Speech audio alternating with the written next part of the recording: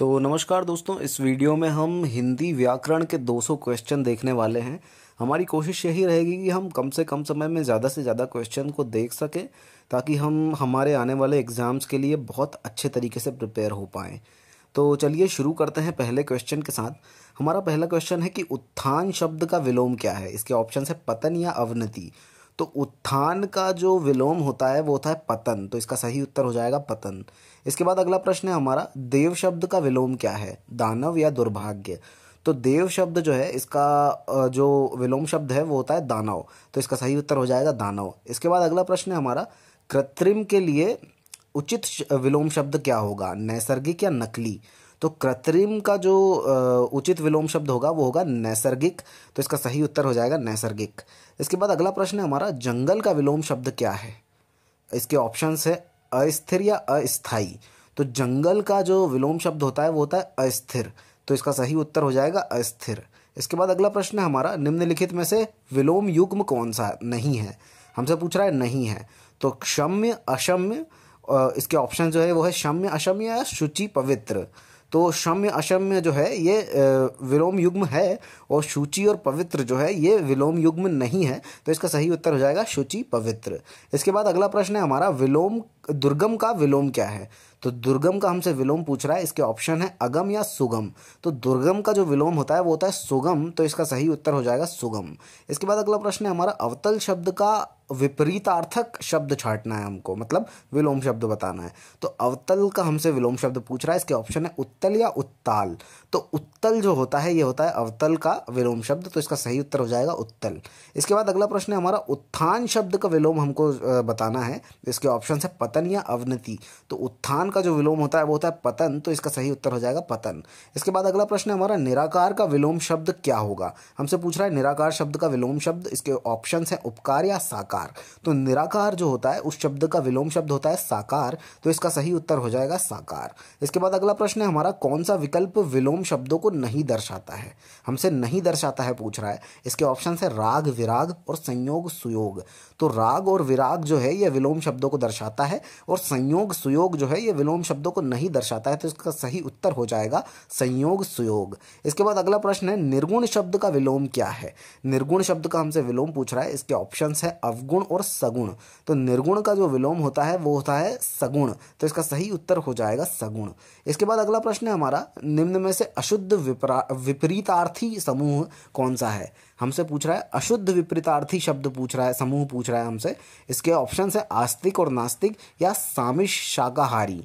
तो सामिश शाकाहारी जो है ये अशुद्ध विपरीतार्थी समूह है, तो इसका सही उत्तर हो जाएगा सामिश शाकाहारी। इसके बाद अगला प्रश्न है हमारा, उद्यम का विलोम क्या होता है। इसके ऑप्शन है कर्मण्य और आलस्य। तो उद्यम का जो विलोम होता है वो होता है आलस्य, तो इसका सही उत्तर हो जाएगा आलस्य। इसके बाद अगला प्रश्न है हमारा, अल्पज्ञ का विलोम शब्द क्या होता है। अल्पज्ञ का विलोम पूछ रहा है हमसे, ऑप्शन है सर्वज्ञ और अभिज्ञ। तो अल्पज्ञ का विलोम जो होता है वो है सर्वज्ञ, तो इसका सही उत्तर हो जाएगा सर्वज्ञ। इसके बाद अगला प्रश्न है हमारा, उग्र का विलोम क्या है। उग्र का पूछ रहा है हमसे, ऑप्शन है सौम्य और विनीत। तो उग्र का जो विलोम होता है वो होता है सौम्य, तो इसका सही उत्तर हो जाएगा सौम्य। इसके बाद अगला प्रश्न है हमारा, गमन का विलोम शब्द क्या है। गमन का हमसे पूछ रहा है, इसके ऑप्शंस हैं आगमन और नागम। तो गमन मतलब जाना और आगमन यानी पधारना यानी आना, तो इसका सही उत्तर हो जाएगा आगमन, यानी गमन का विलोम शब्द जो है वो होता है आगमन। इसके बाद अगला प्रश्न है हमारा, उन्मुख का विलोम शब्द क्या है। उन्मुख का विलोम हमसे पूछ रहा है, ऑप्शन से सन्मुख या विमुख। तो उन्मुख का विलोम जो होता है वो होता है विमुख, ना कि सन्मुख, तो इसका सही उत्तर हो जाएगा विमुख। इसके बाद अगला प्रश्न है हमारा, निम्नलिखित में से सही विलोम शब्द युग्म गलत कौन सा है हमको बताना है। तो इसके ऑप्शन है संश्लिष्ट और विश्लिष्ट या शिष्ट या विशिष्ट। तो इसका सही उत्तर हो जाएगा संश्लिष्ट विश्लिष्ट, क्योंकि यही जो है ये युग्म शब्द युग्म जो है ये गलत है, विलोम शब्द युग्म है और ये गलत है, तो इसका सही उत्तर हो जाएगा संश्लिष्ट और विश्लिष्ट। और शिष्ट और विशिष्ट जो है ये विलोम शब्द युग्म है और ये सही है। तो इसका सही उत्तर हो जाएगा संश्लिष्ट और विश्लिष्ट। इसके बाद अगला प्रश्न है हमारा वियोग का विलोम शब्द हमसे पूछ रहा है। ऑप्शन है सुयोग और संयोग। तो वियोग जो है इसका विलोम शब्द होता है संयोग, ना कि सुयोग। तो इसका सही उत्तर हो जाएगा संयोग। इसके बाद अगला प्रश्न है हमारा गौरव का विलोम शब्द क्या है। इसके ऑप्शन है लघुता और निच्छता। तो गौरव जो है इसका विलोम शब्द होता है लघुता, ना कि निच्छता। तो इसका सही उत्तर हो जाएगा लघुता। इसके बाद अगला प्रश्न है हमारा उत्कर्ष का विलोम क्या होता है। हमसे उत्कर्ष का विलोम पूछ रहा है। ऑप्शन है अपकर्ष और आकर्ष। तो उत्कर्ष का जो विलोम होता है वो होता है अपकर्ष। तो इसका सही उत्तर हो जाएगा अपकर्ष। इसके बाद अगला प्रश्न है हमारा कृपण का विलोम शब्द क्या है। कृपण का, इसके ऑप्शन है दाता या याचक। तो कृपण का विलोम जो होता है वो होता है दाता। तो इसका सही उत्तर हो जाएगा दाता। इसके बाद अगला प्रश्न है सम्मुख का विलोम शब्द क्या है। इसके ऑप्शन है विमुख और अधिमुख। तो सम्मुख का जो विलोम होता है वो होता है विमुख। तो इसका सही उत्तर हो जाएगा विमुख। इसके बाद अगला प्रश्न है क्रांति का विलोम शब्द क्या है। क्रांति का विलोम शब्द हमसे पूछ रहा है और इसके ऑप्शन है हलचल या शांति। तो क्रांति का जो विलोम शब्द होता है वो होता है शांति। तो इसका सही उत्तर हो जाएगा शांति। इसके बाद अगला प्रश्न है जरा का विलोम शब्द क्या है। जरा का विलोम शब्द हमसे पूछ रहा है। ऑप्शंस हैं आलस्य या यौवन। तो जरा का विलोम शब्द जो होता है वो होता है यौवन। तो इसका सही उत्तर हो जाएगा यौवन। इसके बाद अगला प्रश्न है दुर्लभ का विलोम शब्द क्या है, हमसे पूछ रहा है। इसके ऑप्शंस हैं दुष्कर या सुलभ। तो दुर्लभ का जो विलोम शब्द होता है वो होता है सुलभ। तो इसका सही उत्तर हो जाएगा सुलभ। इसके बाद अगला प्रश्न है हमारा तिमिर का विलोम शब्द क्या है। तिमिर, इसके ऑप्शन है आलोक या अलास। तो तिमिर जो होता है उसका विलोम शब्द होता है आलोक। तो इसका सही उत्तर हो जाएगा आलोक। इसके बाद अगला प्रश्न है हमारा मुख का विलोम शब्द क्या होगा। मुख का हमसे विलोम शब्द पूछ रहा है। ऑप्शन है वाचाल या लोह। तो मुख का मतलब होता है जो बोलने वाला नहीं होता है, और वाचाल मतलब जो ज़्यादा बोलता है। तो मुख का विलोम शब्द जो होता है वो हो जाएगा वाचाल। तो इसका सही उत्तर हो जाएगा वाचाल। इसके बाद अगला प्रश्न है हमारा गणतंत्र का विलोम शब्द हमसे पूछ रहा है। ऑप्शन है राजतंत्र या प्रजातंत्र। तो गणतंत्र जो है इसका विलोम जो होता है वो होता है राजतंत्र। तो इसका सही उत्तर हो जाएगा राजतंत्र। दुर्गति का विलोम शब्द क्या है। तो दुर्गति का हमसे विलोम शब्द पूछ रहा है। इसके ऑप्शन है कुगति या सुगति। तो दुर्गति का जो विलोम होता है वो होता है सुगति। तो इसका सही उत्तर हो जाएगा सुगति। इसके बाद अगला प्रश्न है हमारा वह अपने विषय का पूर्ण अभिज्ञ है। रेखांकित शब्द का विलोम क्या है। तो इसमें रेखांकित जो शब्द है वो है अभिज्ञ। तो हमसे पूछ रहा है अभिज्ञ का विलोम शब्द क्या है। इसके ऑप्शंस है विज्ञ या अनभिज्ञ। तो अभिज्ञ का जो विलोम शब्द होता है वो होता है अनभिज्ञ। तो इसका सही उत्तर हो जाएगा अनभिज्ञ। इसके बाद अगला प्रश्न है हमारा निरपेक्ष का सही विलोम क्या है। हमसे निरपेक्ष का विलोम पूछ रहा है। ऑप्शन है सापेक्ष या प्रतिपक्ष। तो निरपेक्ष का जो विलोम होता है वो होता है सापेक्ष। तो इसका सही उत्तर हो जाएगा सापेक्ष। इसके बाद अगला प्रश्न है हमारा दुर्लभ का विलोम क्या है। दुर्लभ का हमसे विलोम पूछ रहा है। ऑप्शन है स्थूल और विहार। तो इस दुर्लभ का अगर हम विलोम देखें तो स्थूल होता है। तो इसका स्थूल होता है। तो इसका सही उत्तर हो जाएगा स्थूल। इसके बाद अगला प्रश्न है हमारा सूक्ष्म शब्द का विलोम शब्द क्या है, हमसे पूछ रहा है। सूक्ष्म शब्द का विलोम शब्द पूछ रहा है और इसके ऑप्शंस है स्थूल या सुषित। तो इसका भी सूक्ष्म का जो विलोम हो जाएगा वो हो जाएगा सूक्ष्म का वैसे छोटा होता है इसका मतलब, और स्थूल नहीं, वैसे यहाँ पे दीर्घ होना चाहिए क्योंकि सूक्ष्म का जो विलोम शब्द होता है वो होता है दीर्घ। तो इसका सही उत्तर हो जाएगा दीर्घ। इसके बाद विरल शब्द का विलोम पूछ रहा है हमसे। विरल शब्द का, तो विरल शब्द का हमसे जब ये वो पूछ रहा है हमसे, तो इसके जो ऑप्शन है वो गलत है। सुलभ और दुर्लभ पूछ रहा है हमसे, लेकिन विरल का जो होता है विलोम शब्द वो होता है अविरल। तो इसका सही उत्तर हो जाएगा अविरल। इसके बाद अगला प्रश्न है हमारा शत्रुता का विलोम हमसे पूछ रहा है और ऑप्शन है मित्रता या दोस्ती। तो शत्रुता का जो विलोम होता है वो होता है मित्रता। तो इसका सही उत्तर हो जाएगा मित्रता। इसके बाद हमसे आशा का विलोम पूछ रहा है, आशा शब्द का। तो आशा का जो विलोम होता है वो होता है निराशा। इसके बाद अगला प्रश्न है हमारा विभक्त शब्द का विलोम हमसे पूछ रहा है, विभक्त शब्द का। और विभक्त शब्द का जो विलोम होता है हमके ऑप्शन दे रहा है हमको अविभक्त और अखंडित। तो विभक्त का जो विलोम होता है वो होता है अविभक्त। तो इसका सही उत्तर हो जाएगा अविभक्त। इसके बाद अगला प्रश्न है हमारा विधि का विलोम शब्द क्या होता है। विधि का पूछ रहा है हमसे। ऑप्शन है निषेध और विदित। तो विधि का जो विलोम होता है वो होता है निषेध। तो इसका सही उत्तर हो जाएगा निषेध। इसके बाद 40वां प्रश्न है हमारा आकर्षण का विलोम क्या होता है। ऑप्शन है अनाकर्षण या विकर्षण। तो आकर्षण का जो विलोम होता है वो होता है अनाकर्षण। तो इसका सही उत्तर हो जाएगा अनाकर्षण। इसके बाद हमारा 41वां प्रश्न है बर्बर शब्द का सही विलोम क्या है। बर्बर शब्द का हमसे सही विलोम पूछ रहा है। ऑप्शन है बुरा या सभ्य। तो बर्बर शब्द जो है इसका जो सही विलोम शब्द है वो होता है सभ्य। तो इसका सही उत्तर हो जाएगा सभ्य। इसके बाद अगला प्रश्न है हमारा अभिशाप का विलोम क्या है। ऑप्शन है आशीर्वाद या वरदान। तो अभिशाप का जो विलोम है वो होता है वरदान। तो इसका सही उत्तर हो जाएगा वरदान। इसके बाद अगला प्रश्न है हमारा पुरोगामी का विलोम शब्द क्या है। तो ऑप्शन है इसके ऊर्ध्वगामी या पश्चगामी। तो पुरोगामी का जो विलोम होता है वो होता है पश्चगामी, तो इसका सही उत्तर हो जाएगा पश्चगामी। उसके बाद अगला प्रश्न है हमारा, विस्तार का विलोम क्या होता है? विस्तार का हमसे विलोम पूछ रहा है, ऑप्शन है सूक्ष्म या संक्षेप। तो विस्तार का जो विलोम होता है वो होता है संक्षेप, तो इसका सही उत्तर हो जाएगा संक्षेप। इसके बाद हमारा अगला प्रश्न है, किस क्रम में अमीश का विलोम है?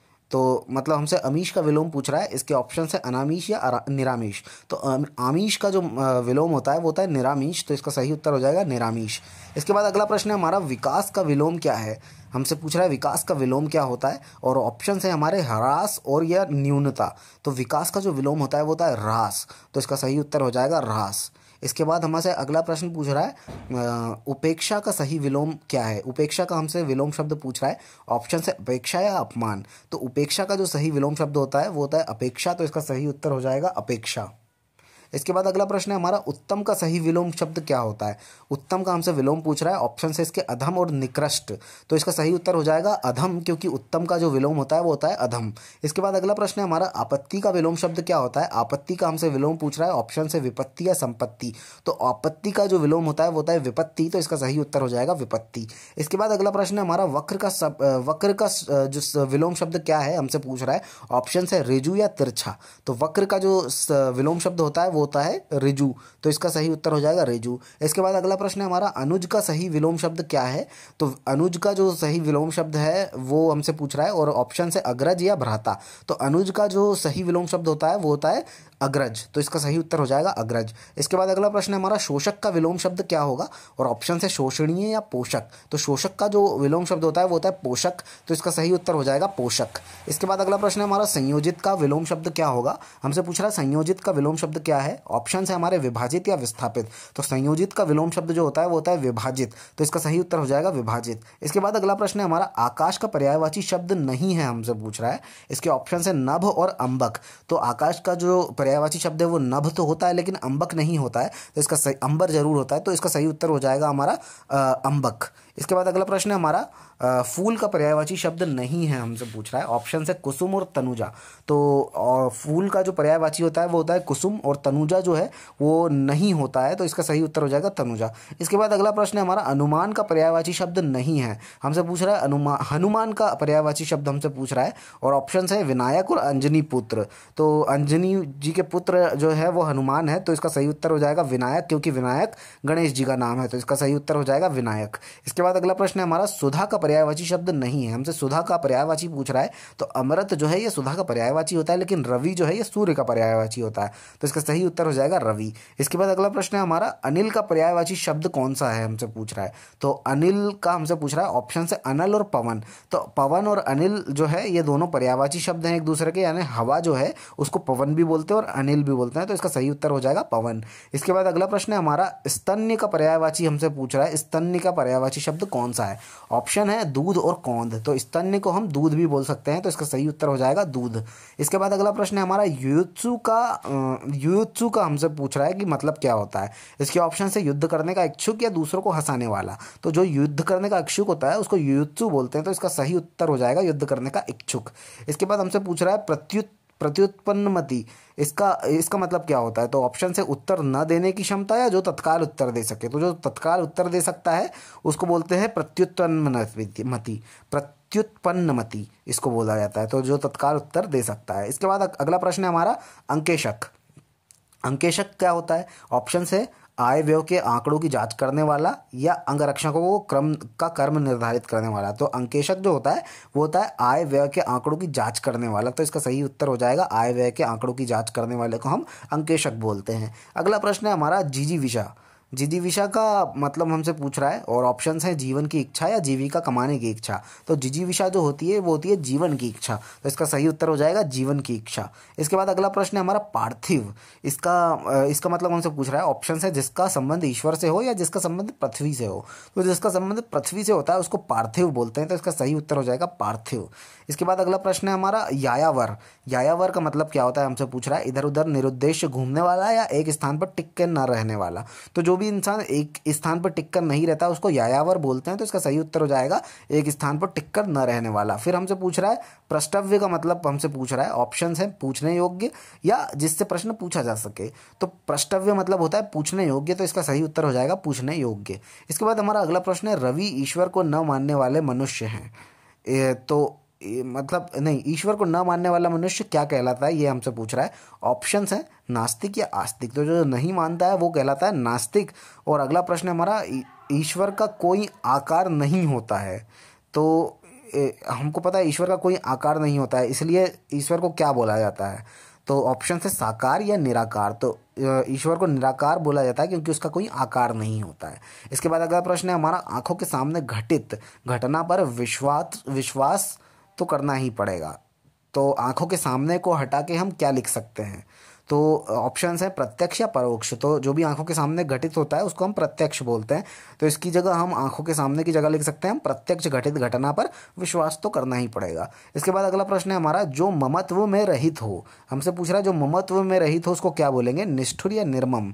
तो जो ममत्व में रहित है उसको हम निर्मम बोलते हैं। तो इसका सही उत्तर हो जाएगा निर्मम। इसके बाद अगला प्रश्न है हमारा जो किसी का हित चाहता हो उसको क्या बोलेंगे। इसके ऑप्शंस हैं हितभाषी या हितैषी। तो जो भी किसी का हित चाहता है उसको हम हितैषी बोलते हैं। तो इसका सही उत्तर हो जाएगा हितैषी। इसके बाद हमारा अगला प्रश्न है हमारा जानने की इच्छा रखने वाले को क्या बोलेंगे। ऑप्शंस है जिज्ञासु या ज्ञानी। तो जिसके पास ज्ञान होता है उसको ज्ञानी बोलते हैं और जो जानने की इच्छा रखता है उसको जिज्ञासु बोला जाता है। तो इसका सही उत्तर हो जाएगा जिज्ञासु। इसके बाद अगला प्रश्न है हमारा पलकों को गिराए बगैर इस शब्द की जगह आप क्या बोल सकते हैं। तो अपलक या निर्निमेष। तो निर्निमेष जो होता है इसका मतलब ये होता है कि आप पलकों को गिराए बगैर उसको आप निर्निमेष बोल सकते हैं। तो इसका सही उत्तर हो जाएगा निर्निमेष। इसके बाद अगला प्रश्न है हमारा समय की दृष्टि से अनुकूल। हमसे पूछ रहा है समय की दृष्टि से अनुकूल शब्द की जगह हम कौन सा शब्द उपयोग कर सकते हैं। तो ऑप्शन है समयानुकूल या अनुकूल। तो समयानुकूल को हम बोलते हैं समय की दृष्टि से अनुकूल। इसके बाद अगला प्रश्न है हमारा जो सब कुछ जानता हो उसको क्या बोलेंगे। ऑप्शन है कृतज्ञ या सर्वज्ञ। तो कृतज्ञ तो वो होता है जो कि किसी के प्रति कृतज्ञ कोई का भाव आ रहा हो जिसको, लेकिन जो सर्वज्ञ होता है उसको उसका मतलब होता है कि वो सब कुछ जानता है, जिसको सब हर चीज़ का ज्ञान है उसको सर्वज्ञ बोलते हैं। इसके बाद अगला प्रश्न है हमारा लौकिक। लौकिक का क्या मतलब होता है। इसके ऑप्शन है जो इस लोक की बात कर हो या लौकी से बना हुआ। तो लौकिक का मतलब होता है जो इस लोक की बात हो, ना कि लौकी से बना हुआ। तो इसका सही उत्तर हो जाएगा जो इस लोक की बात हो। इसके बाद अगला प्रश्न है हमारा पुरुष एवं स्त्री का जोड़ा क्या कहलाता है, पति पत्नी या दंपति। तो पुरुष एवं स्त्री का जो जोड़ा होता है वो दंपति कहलाता है। तो इसका सही उत्तर हो जाएगा दंपति। इसके बाद अगला प्रश्न है हमारा विधानमंडल द्वारा पारित या स्वीकृत विधि क्या कहलाती है। तो विधानमंडल द्वारा जो पारित जो भी स्वीकृत विधि होती है उसको क्या बोला जाता है। ऑप्शन से अधिनियम या अध्यादेश। तो अधिनियम बोला जाता है उसको जो भी विधानमंडल द्वारा पारित की जाती है। इसके बाद अगला प्रश्न है हमारा कार्य को नए ढंग से करने की पद्धति को क्या बोलते हैं। ऑप्शन से आधुनिकरण या नवीनीकरण। तो कार्य को नए ढंग से करने की जो पद्धति होती है उसको नवीनीकरण बोला जाता है। तो इसका सही उत्तर हो जाएगा नवीनीकरण। इसके बाद अगला प्रश्न है हमारा निश्चित समय के भीतर पत्र का उत्तर न प्राप्त होने की दशा में अनुबोधक के रूप में भेजा जाने वाला पत्र कौन सा है। हमसे पूछते हैं, हमसे पूछ रहा है कि निश्चित समय के भीतर जब आप पत्र का उत्तर ना प्राप्त हो उस ऐसी दशा में जो अनुबोधक के रूप में जो भेजते हैं वो पत्र का नाम कौन सा होता है। तो उसके ऑप्शंस हैं परिपत्र या अनुस्मारक। तो अनुस्मारक जो है वो एक ऐसा पत्र होता है जो निश्चित समय के भीतर पत्र का उत्तर न प्राप्त होने की दशा में अनुबोधक के रूप में भेजा जाता है। तो इसका सही उत्तर हो जाएगा अनुस्मारक।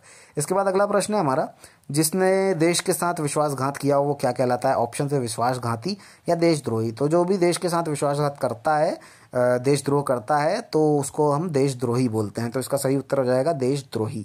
इसके बाद अगला प्रश्न है हमारा जंगल में लगने वाली आग क्या कहलाती है। ऑप्शन है दावानल या बड़वानल। तो जंगल में जो भी आग लगती है उसको दावानल बोला जाता है। तो इसका सही उत्तर हो जाएगा दावानल। इसके बाद अगला प्रश्न है हमारा वह स्त्री जिसकी कोई संतान ना हो उसको क्या बोलते हैं। ऑप्शन है अप्रसूत या बांझ। तो जो भी वो स्त्री जिसकी कोई संतान नहीं होती उसको बांझ बोला जाता है। तो इसका सही उत्तर हो जाएगा बांझ। इसके बाद अगला प्रश्न है हमारा रसामवादन जो है ये क्या होता है। किसी बात में रुचि लेने वाला या किसी रस का उपभोग करना। तो रसामवादन जो होता है ये किसी रस का उपभोग करना को बोलते हैं। तो इसका सही उत्तर हो जाएगा किसी रस का उपभोग करना। इसके बाद अगला प्रश्न है हमारा पत्र या प्रश्नादि के उत्तर की अपेक्षा करने वाला क्या होता है। ऑप्शन है इसके उत्तरापेक्षी या उत्तराधिकारी। तो पत्र या प्रश्नादि के उत्तर की अपेक्षा जो भी करता है उसको उत्तरापेक्षी बोलते हैं। तो इसका सही उत्तर हो जाएगा उत्तरापेक्षी। इसके बाद अगला प्रश्न है हमारा अतिवृष्टि, इसका मतलब क्या हुआ। तो ऑप्शन है अत्यधिक वर्षा होना या अत्यधिक सूखा पड़ना। तो अतिवृष्टि, वृष्टि यानी वर्षा होना, और अति मतलब बहुत ज़्यादा होना, तो अत्यधिक वर्षा होना जो है इसका मतलब हो जाएगा। तो इसका सही उत्तर हो जाएगा अतिवृष्टि यानी अत्यधिक वर्षा होना। इसके बाद अगला प्रश्न है हमारा, जिसके समान दूसरा ना हो उसको क्या बोलेंगे, अगम या अप्रतिम। तो जिसकी तरह कोई नहीं हो, जिसकी प्रति कोई नहीं हो उसको अप्रतिम बोला जाएगा, जिसके समान कोई नहीं हो उसको अप्रतिम बोला जाता है। तो इसका सही उत्तर हो जाएगा अप्रतिम। इसके बाद अगला प्रश्न है हमारा, जहाँ पहुँचा ना जा सके उसको क्या बोलेंगे।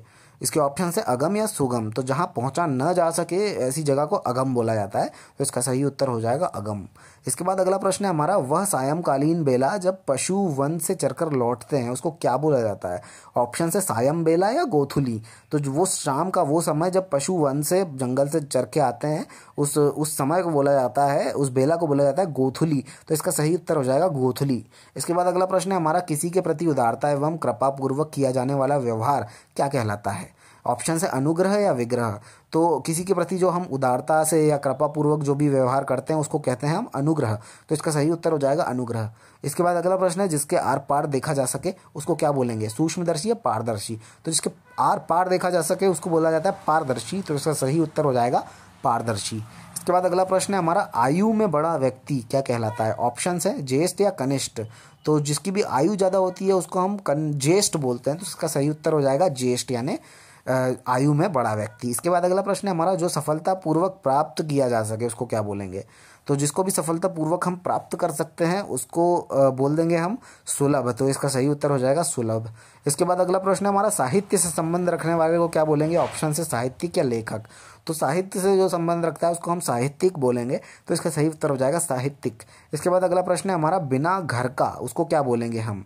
इसके ऑप्शन है अनिकेत या अनाथ। तो जिसका घर नहीं होता है उसको अनिकेत बोला जाता है। तो इसका सही उत्तर हो जाएगा अनिकेत। इसके बाद अगला प्रश्न है हमारा, अगोचर। इसका मतलब क्या होगा अगोचर का। ऑप्शन है जिसका अनुभव इंद्रियों को ना हो या जिसका अनुभव शरीर को ना हो। तो अगोचर हम उसको बोलते हैं जिसका अनुभव इंद्रियों को ना हो। तो इसका सही उत्तर हो जाएगा अगोचर।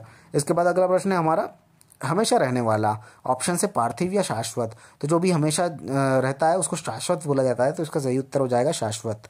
इसके बाद अगला प्रश्न है हमारा, जब एक ही ध्वनि का द्वित्व जो हो जाए तो वो क्या कहलाता है। जब एक ही ध्वनि का द्वित्व हो जाए तो वो क्या कहलाता है। तो उनको ऑप्शन है युग्मक ध्वनियाँ या पारस्परिक ध्वनियाँ। तो युग्मक ध्वनियाँ जो होती है उन ध्वनि का जब द्वित्व हो जाता है तो उसको युग्मक ध्वनियाँ बोला जाता है, उत्पन्न होती है युग्मक ध्वनियाँ। तो इसका सही उत्तर हो जाएगा युग्मक ध्वनियाँ। इसके बाद अगला प्रश्न है हमारा, निम्नलिखित में से कौन ऊष्म व्यंजन है। हमसे पूछ रहा है ऊष्म व्यंजन कौन सा है। ऑप्शन है ह और ज। तो ह जो होता है वो ऊष्म व्यंजन होता है। तो इसका सही उत्तर हो जाएगा ह। इसके बाद अगला प्रश्न है हमारा, यर लव को कौन सा व्यंजन कहते हैं। ऑप्शन है अंतःस्थ व्यंजन या ऊष्म व्यंजन। तो यर लव जो होते हैं ये हमारे अंतःस्थ व्यंजन होते हैं। तो इसका सही उत्तर हो जाएगा अंतःस्थ व्यंजन। इसके बाद हमारा अगला प्रश्न है, ऊष्म व्यंजन कौन कौन से हैं। ऑप्शन है श श स ह या ट ठ ड ढ। तो इसका सही उत्तर जो है वो जाएगा श श स ह, क्योंकि ये सारे ऊष्म व्यंजन हैं। इसके बाद अगला प्रश्न है हमारा, हिंदी भाषा में कुल कितनी लिपियां हैं। ऑप्शन है 56 या 52। तो हिंदी भाषा में जो टोटल 52 लिपियां होती है। तो इसका सही उत्तर हो जाएगा 52। इसके बाद अगला प्रश्न है हमारा, निम्नलिखित में से अंतःस्थ व्यंजन कौन सा है हमसे पूछ रहा है। ऑप्शन है स या व। तो व जो होता है वो अंतःस्थ व्यंजन होता है। तो इसका सही उत्तर हो जाएगा व। इसके बाद अगला प्रश्न है हमारा, निम्नलिखित में से कौन सा एक दीर्घ स्वर नहीं है हमसे पूछ रहा है। ऑप्शन है आई या ए, आई या ई। तो इसका सही उत्तर हो जाए ए या ई। तो इसका सही उत्तर हो जाएगा ई, क्योंकि ई जो है बड़ा ई ये दीर्घ स्वर नहीं होता है। तो इसका सही उत्तर हो जाएगा ई। इसके बाद अगला प्रश्न है हमारा, ई बड़ा ई च छ ज झ आदि का उच्चारण किससे होता है। ऑप्शन है ओष्ठ या तालव्य। तो जब भी हम ई बड़ा ई च छ ज झ बोलते हैं तो ये तालव्य से बोलते हैं, तालु से बोलते हैं। तो इसका सही उत्तर हो जाएगा तालव्य। इसके बाद अगला प्रश्न है हमारा, मात्रा के आधार पर स्वर कितने प्रकार के होते हैं। ऑप्शन है 7 या 3। तो 3 प्रकार के होते हैं मात्रा के आधार पर स्वर। तो इसका सही उत्तर हो जाएगा 3। इसके बाद अगला प्रश्न है, हिंदी में ध्वनियों के कितने प्रकार होते हैं। हमसे ध्वनियों के प्रकार पूछ रहा है। ऑप्शन से 2 या 6। तो इसका सही उत्तर हो जाएगा 2, क्योंकि हिंदी में ध्वनियों के 2 प्रकार होते हैं। इसके बाद अगला प्रश्न है हमारा, वाक्य में प्रयुक्त शब्दों में परस्पर सामंजस्य को क्या कहते हैं हम। ऑप्शन है अन्वय या विधेय। तो वाक्य में प्रयुक्त जो शब्द होते हैं उसमें परस्पर सामंजस्य जो होता है उसको अन्वय बोला जाता है। तो इसका सही उत्तर हो जाएगा अन्वय। इसके बाद अगला प्रश्न है हमारा, क्रिया के जिस रूप में से क्रिया निष्पादन के समय का ज्ञान हो उसको क्या कहते हैं। तो क्रिया के जिस रूप से क्रिया निष्पादन के समय का ज्ञान हो उसको काल बोला जाता है। तो इसका सही उत्तर हो जाएगा काल। इसके बाद अगला प्रश्न है हमारा, निम्नलिखित शब्दों में से कौन सा शब्द संबंधवाची है? ऑप्शन है देवता या देवी है। तो निम्नलिखित शब्दों में से जो संबंधवाची शब्द जो है वो है देवी है। तो इसका सही उत्तर हो जाएगा देवी है। इसके बाद अगला प्रश्न हमारा, जिस क्रिया से संचालित व्यापार का फल कर्ता को छोड़कर कर्म पर पड़ता है उसे कौन सी क्रिया बोलते हैं? हमसे पूछ रहा है जिस क्रिया से संचालित व्यापार का फल कर्ता को छोड़कर कर्म पर पड़ता है उसको कौन सी क्रिया बोलते हैं? ऑप्शंस हैं द्विकर्मक क्रिया या सकर्मक क्रिया। तो सकर्मक क्रिया बोलते हैं ऐसी क्रिया जिससे संचालित होकर व्यापार का फल कर्ता को छोड़ के कर्म पर पड़ता है, उसको सकर्मक क्रिया बोलते हैं। इसके बाद अगला प्रश्न हमारा, जो सर्वनाम संज्ञा शब्दों के मेल से बनते हैं उनको क्या बोलते हैं? ऑप्शन है संबंधात्मक सर्वनाम या संयुक्त सर्वनाम। तो इसका सही उत्तर हो जाएगा वो हो जाएगा संयुक्त सर्वनाम, क्योंकि जो सर्वनाम संज्ञा शब्दों से मिल के बनते हैं उनको बोला जाता है संयुक्त सर्वनाम। इसके बाद अगला प्रश्न हमारा, जिस समास में पूर्व पद गौण तथा उत्तर पद प्रधान हो उसे कौन सा समास कहते हैं? तो हमसे पूछ रहा है पूर्व पद गौण हो और तथा उत्तर पद जो है वो प्रधान हो उसको कौन सा समास कहते हैं? ऑप्शन है द्विगु समास या तत्पुरुष समास। तो इसका सही उत्तर हो जाएगा तत्पुरुष समास, क्योंकि तत्पुरुष समास में पूर्व पद गौण और उत्तर पद जो होता है वो प्रधान होता है। इसके बाद हमारा अगला प्रश्न है, जो संज्ञा सर्वनाम आदि शब्दों से जुड़कर नए शब्दों की रचना करते हैं उन प्रत्यय को क्या कहते हैं? ऑप्शन से अनीय प्रत्यय या त्वधित प्रत्यय। तो जो संज्ञा सर्वनाम आदि शब्दों से जुड़कर जो शब्दों की रचना करते हैं उन प्रत्यय को बोला जाता है अनीय प्रत्यय। तो इसका सही उत्तर हो जाएगा अनीय प्रत्यय। इसके बाद अगला प्रश्न है हमारा, अनुस्वार किसका कार्य करता है? ऑप्शन है स्वर का, पंचम वर्ण का या पंचम वर्ण का। तो अनुस्वार जो होता है ये पंचम वर्ण का कार्य करता है। तो इसका सही उत्तर हो जाएगा पंचम वर्ण का। इसके बाद अगला प्रश्न है, ए और आई वर्ण क्या कहलाते हैं? तो ए और ए जो है ये वर्ण जो होते हैं ये क्या कहलाते हैं हमसे पूछ रहा है। ऑप्शन से कंठव्य तालव या ओष्ठ। तो ए और ए जो है ये कंठव्य तालव वर्ण कहलाते हैं। तो इसका सही उत्तर हो जाएगा कंठव्य तालव्य। इसके बाद अगला प्रश्न है, जिनका उच्चारण ऊपर के दांतों पर जीभ लगने से होता है उसको क्या बोला जाता है? उनको क्या बोला जाता है? तो इसके ऑप्शन से दंत्य या मूर्धन्य। तो जब भी आप ऊपर के दांतों पर जीभ लगने से जब भी उच्चारण हो रहा है उनको दंत्य बोला जाता है। तो इसका सही उत्तर हो जाएगा दंत्य।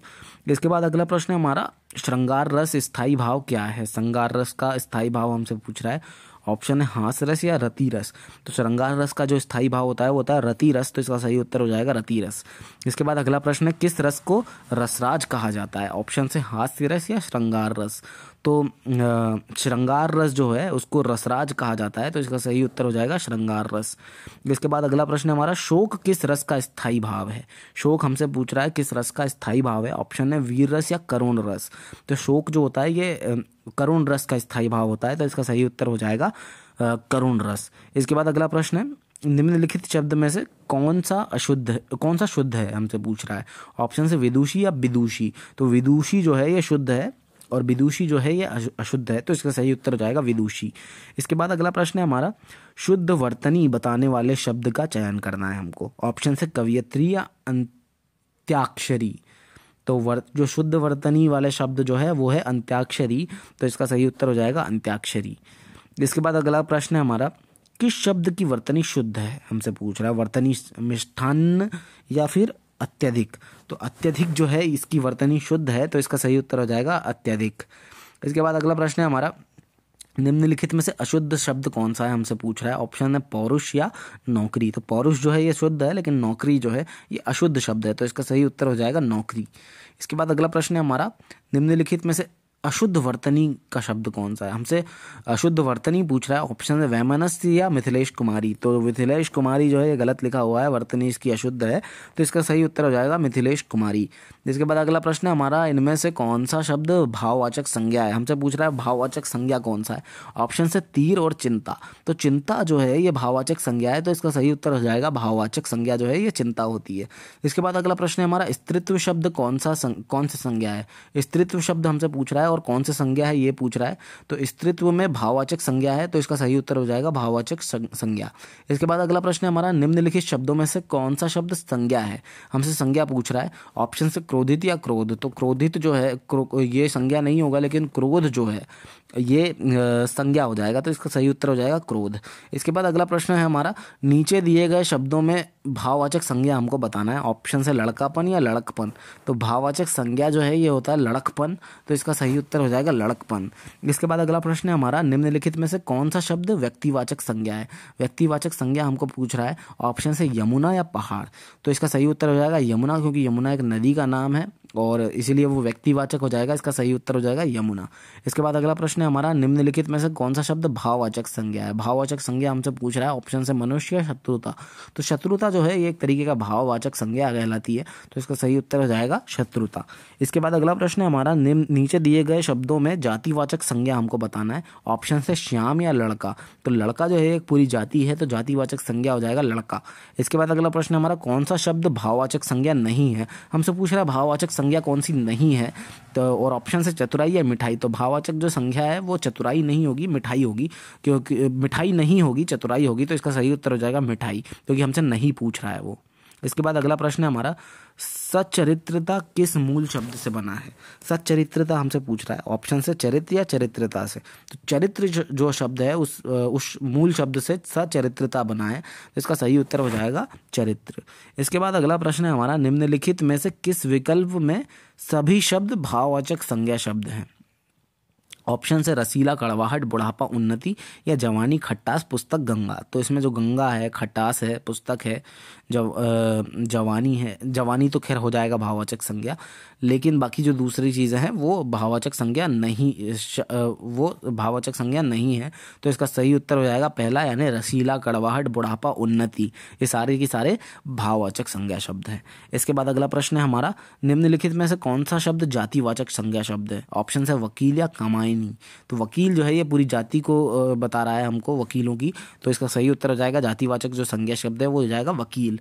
इसके बाद अगला प्रश्न है हमारा, निम्नलिखित में से कौन सा शब्द संज्ञा शब्द है, तो हमसे पूछ रहा है संज्ञा क्या होगा, गंगा या नीला, तो गंगा जो है ये एक संज्ञा का नाम है, व्यक्ति वस्तु या स्थान के नाम को संज्ञा बोलते हैं, और स्थान जो ये वस्तु है मतलब नदी जो है एक तरीके की, गंगा जो है वो हमारी संज्ञा हो जाएगी। इसके बाद अगला प्रश्न है हमारा, मित्र का भाववाचक संज्ञा क्या होगा, तो मित्र का जो भाववाचक संज्ञा होगी वो हो जाएगी, ऑप्शन से हमसे पूछ रहा है मित्रता या शत्रुता, तो मित्र की भाववाचक संज्ञा मित्रता होगी, शत्रु की भाववाचक संज्ञा शत्रुता होगी, तो इसका सही उत्तर हो जाएगा मित्रता।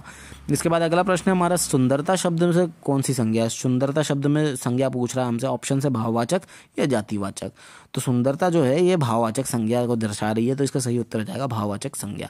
इसके बाद अगला प्रश्न है हमारा, राष्ट्र की भाववाचक संज्ञा क्या होगी।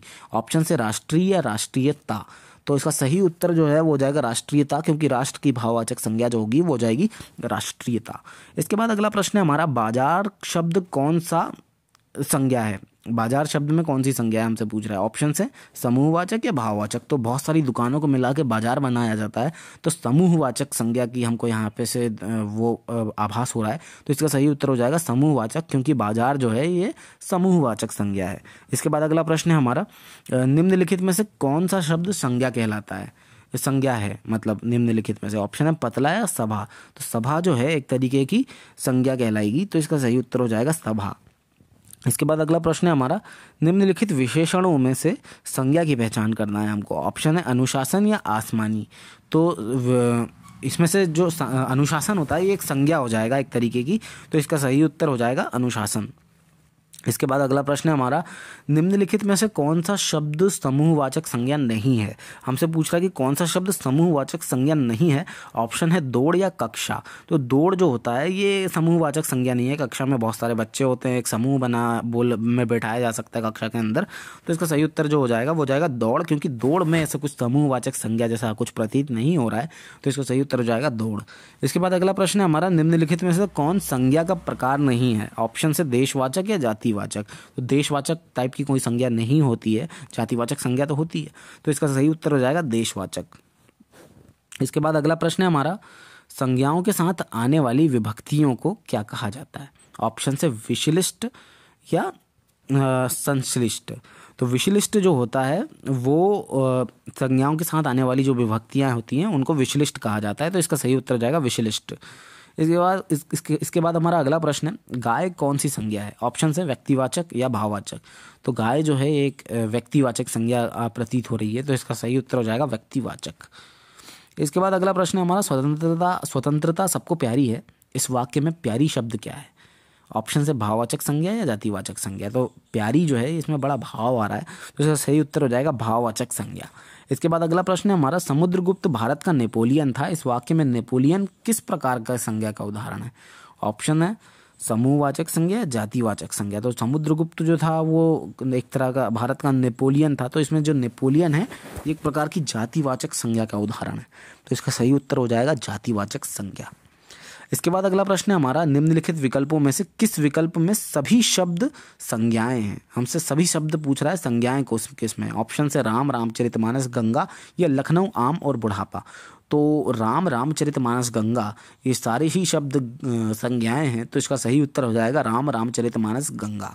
इसके बाद अगला प्रश्न है हमारा, निम्नलिखित में से कौन सा शब्द जातिवाचक संज्ञा नहीं है? ऑप्शन से जवान या सुंदर। तो सुंदर जो है ये जातिवाचक संज्ञा नहीं है, तो इसका सही उत्तर हो जाएगा सुंदर। इसके बाद अगला प्रश्न है हमारा, ऊंची दुकान फीके पकवान, इसका मतलब क्या हुआ?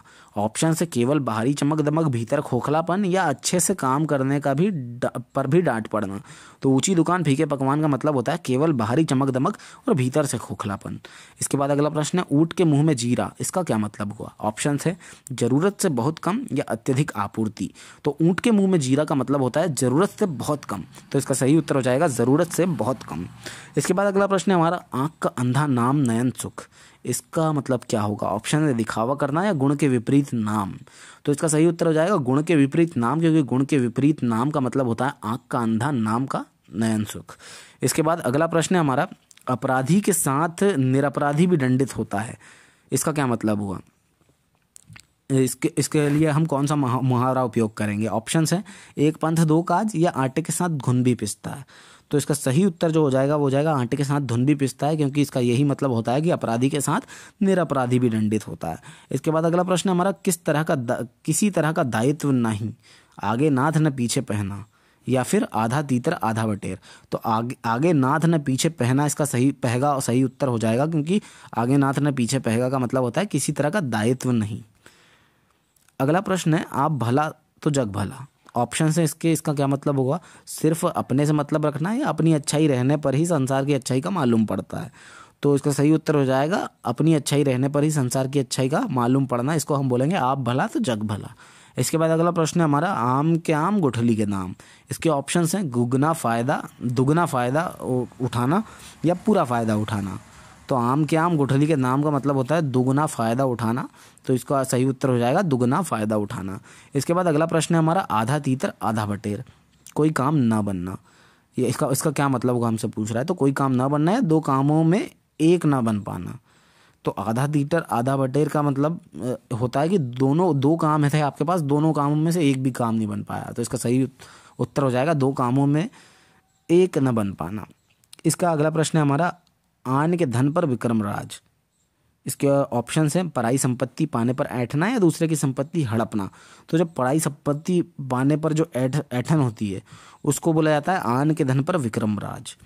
इसके बाद अगला प्रश्न है, अंडरग्राउंड होना, इसका क्या मतलब होगा? छुप जाना या फरार होना। तो इसका सही उत्तर हो जाएगा फरार होना, क्योंकि अंडरग्राउंड होने का मतलब होता है फरार होना।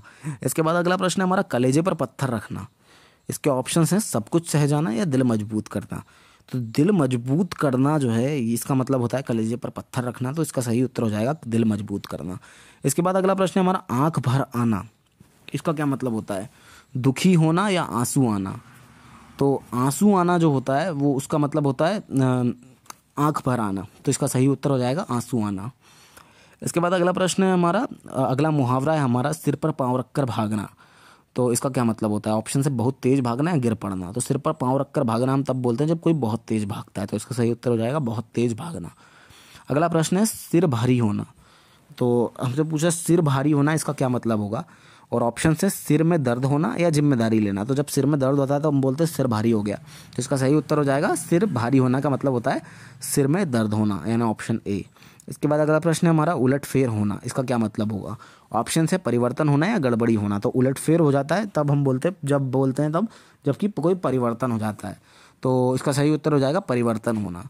इसके बाद अगला प्रश्न है हमारा आंधी के आम, इसका क्या मतलब होता है। ऑप्शन है असामयिक लाभ प्राप्त होना या अचानक लाभ हो जाना। तो असामयिक जब लाभ प्राप्त हो जाता है तो हम उसको बोलते हैं आंधी के आम। इसके बाद अगला प्रश्न है अंडे का शहजादा, इसको क्या बोलते हैं हम।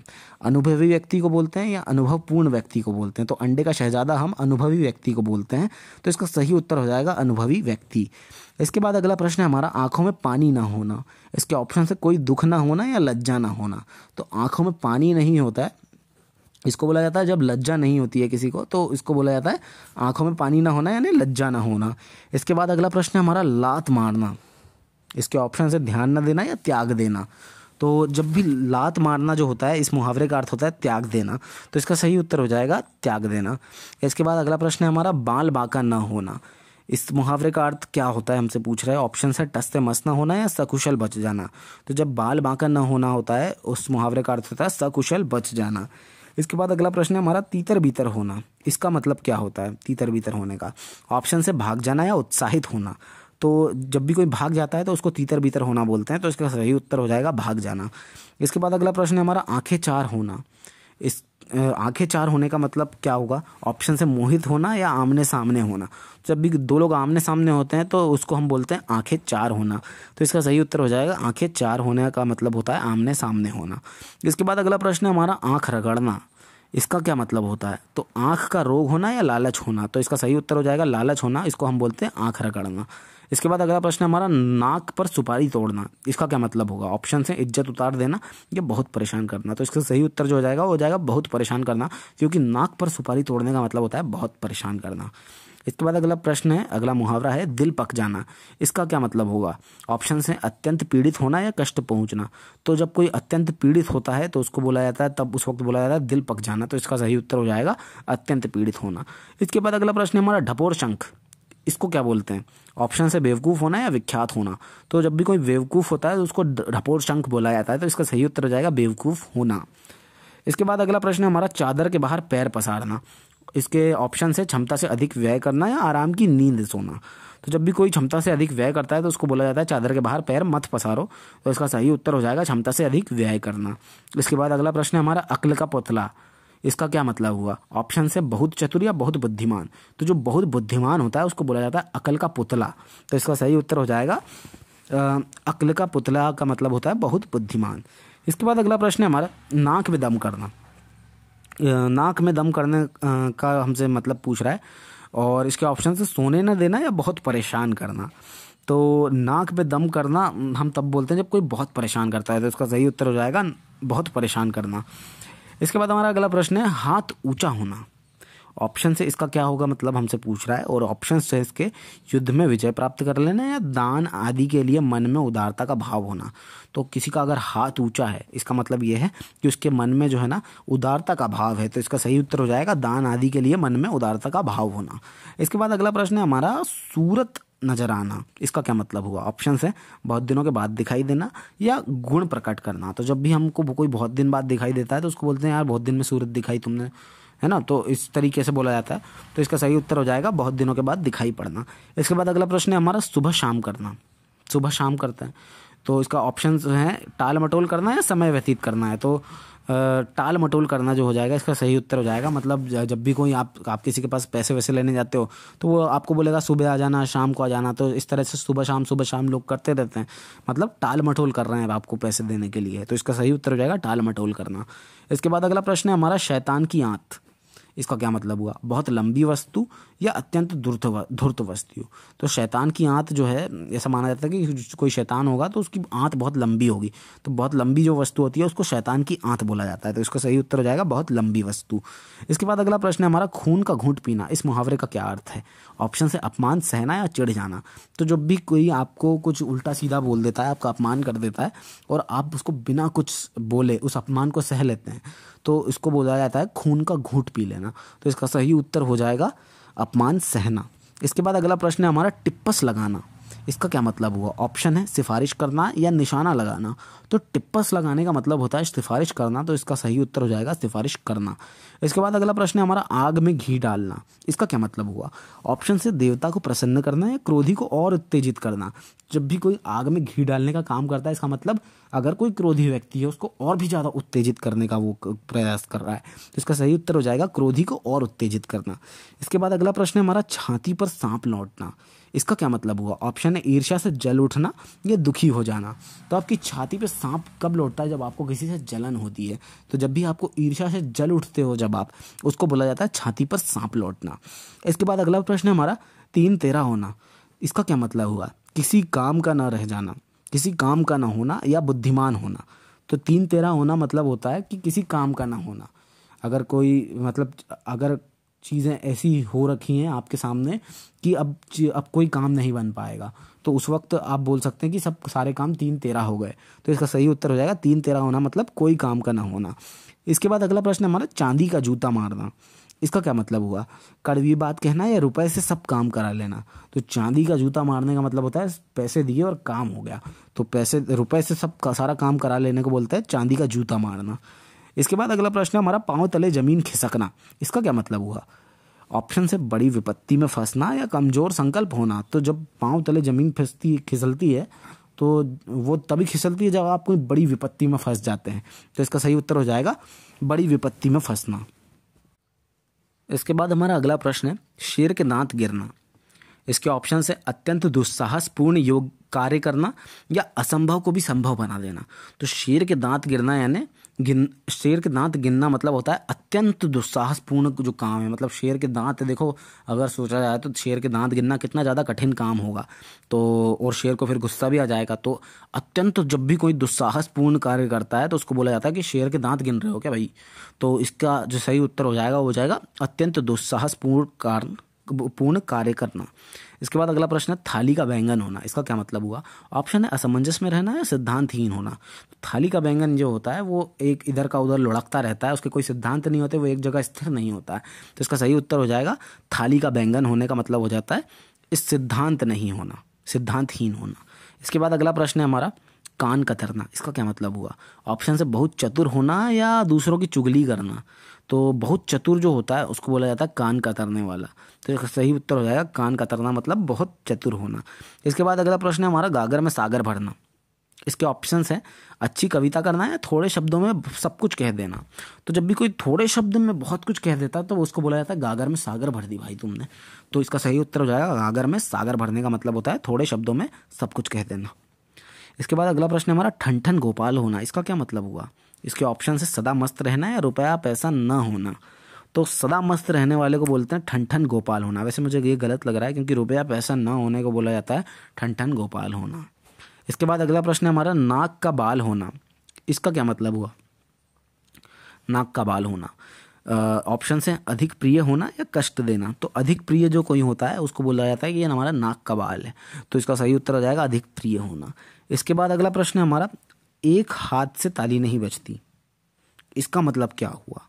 इसके ऑप्शन से एक के करने से झगड़ा नहीं होता या अकेला व्यक्ति कमजोर होता है। तो इसका सही उत्तर जो हो जाएगा वो हो जाएगा एक के करने से झगड़ा नहीं होता। तो इसका सही उत्तर हो जाएगा एक के करने से झगड़ा नहीं होता। इसको हम ऐसा भी बोल सकते हैं एक हाथ से ताली नहीं बजती। इसके बाद अगला प्रश्न है हमारा देसी मुर्गी विलायती बोल। इसका क्या मतलब हुआ? विदेशी वस्तुओं से प्रेम करना या बेमेल प्रभाव। तो बेमेल प्रभाव जब किसी चीज़ का होता है तो उसको हम उस वक्त हम यूज़ करते हैं इस मुहावरे का कि देसी मुर्गी है तुम्हारी और बोल तुम्हारे विलायती हैं। तो देसी मुर्गी विलायती बोल जो है इसका मतलब हुआ बेमेल प्रभाव। इसके बाद अगला और आखिरी प्रश्न है हमारा सीधे का मुंह कुत्ता चाटे। ऑप्शंस इसके हैं मूर्खता के कारण नुकसान उठाना या बहुत सीधापन नुकसान देता है। तो इसका सही उत्तर हो जाएगा बहुत सीधापन नुकसान देता है क्योंकि सीधा व्यक्ति का मुंह कुत्ता चाटने लगता है। तो इसका सही उत्तर हो जाएगा बहुत सीधापन नुकसान देता है।